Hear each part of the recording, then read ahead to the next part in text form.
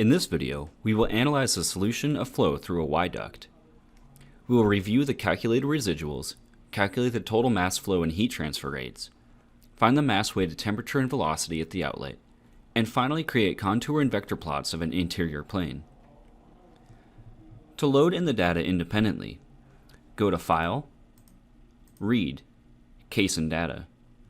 This will import the mesh, solution setup, and final solution data. We'll start by considering the plot of the residuals.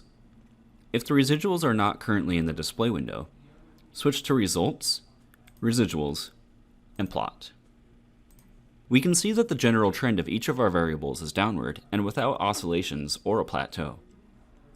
Each of our variables has hit its convergence criteria, which caused the solution to terminate before our 1000 iteration mark. Even though our solution is converged, we still need to check some other quantities to be more certain of the results. In the previous video, we set up a plot for the mass-weighted average of temperature at the outlet. We can see the initial condition from the hybrid initialization of around 310 Kelvin. After around 20 iterations, the temperature seems to have stabilized and hit its steady-state solution. Let's double-check the net mass and energy flow rates for the system to ensure that mass and energy are conserved.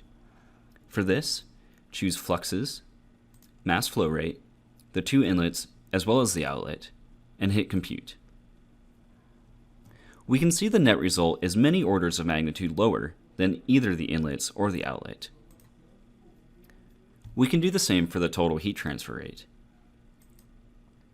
Again, we can see the net results are many orders of magnitude lower than the inlet and outlet. Because of this, we can assume mass and energy have been conserved. Let's go ahead and calculate the numerical values of the temperature and velocity at the outlet. Under Results, click on Surface Integrals. Choose Mass-Weighted Average from the report type, a field variable of temperature, and outlet as the surface. Here we can see our temperature of the outlet is around 305.6 Kelvin. Change the variable from temperature to velocity, and we can see just over 5 meters per second.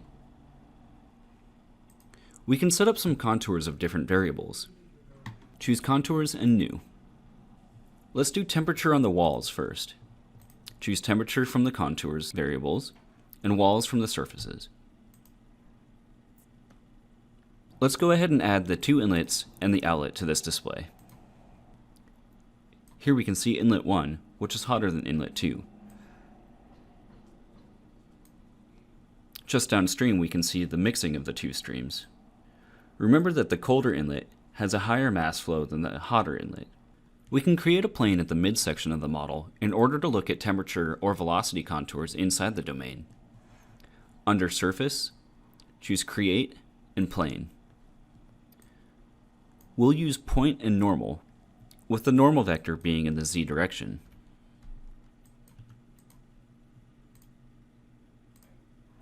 If we look under Surfaces, we can see our newly created plane. We'll make a new contour of temperature on this plane. Under Surfaces, choose the plane we just created. To see the display better, we can disable the lighting from the View tab.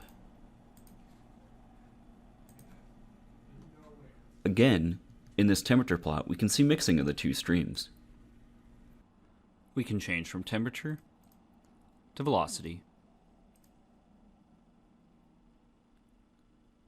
or to pressure.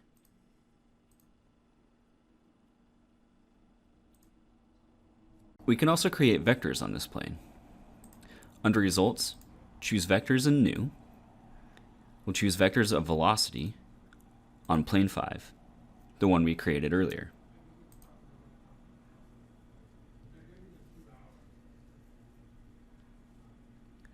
A few final comments about the validity of our results.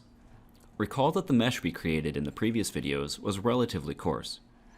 Even though our variables converged, and we have verified that mass and energy are conserved, the accuracy of the results also depends on the mesh.